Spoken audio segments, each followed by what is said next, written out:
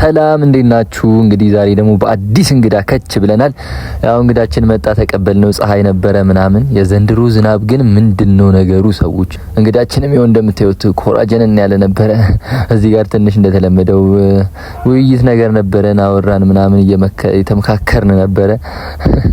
ከዛ በኋላ እንደተለመደው ወደ ድንች መላጣችን ወደ ድንች መላጥ እያሳዩት ነበር። እዚህ ጋር ትንሽ ካየ በኋላ በቃ ምን ይሄ ለዚህ ነው እንዴ ምናምን እያለ ነበር። ይሄ በጣም ቀላል ነው ብሎ ላጥ እያደረገው ነበር እንደምታዩት። ግን በቃ አልቻልንም ነበር።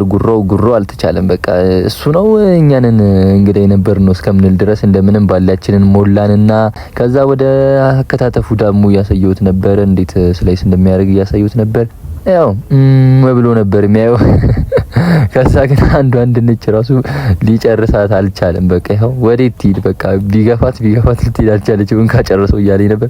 ኧረ በእናትህ ራስህ ጨርሰው እዛው እያልኩት ነበርና በቃ ምንም አልቻለም። በቃ እሺ በቃ እኔ ይቅርብኝ እንደውም ምናምን እያለ ነበር። ከዛ እሱን ትተን በቃ ወደ ጠበሳ ገባን ማለት ነው። ያው ኧረ እኔ አንደኛ ነኝ ምናምን ሲል የነበረ ሰውዬ ምንም አልቻለም እንደምታዩት። ግን ደግሞ እኮ የሚገርመው ማለት ነው በቃ ያስረዳል። በቃ እንደዚህ ነው ምናምን እያለ ያስረዳል። በቃ ምንም አያፍርም ማለት ነው።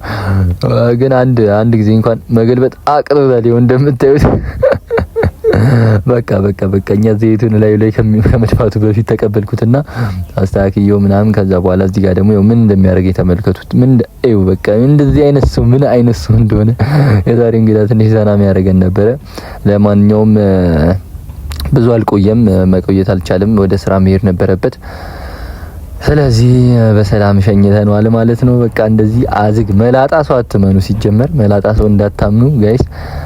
እና ሁላችሁም ኑ እዩት። እንግዲህ እዩት ኮራጀን ያለ ነው። በቃ ምንም ያልቻለ ሰው ነው። በቃ ይመቻችሁ።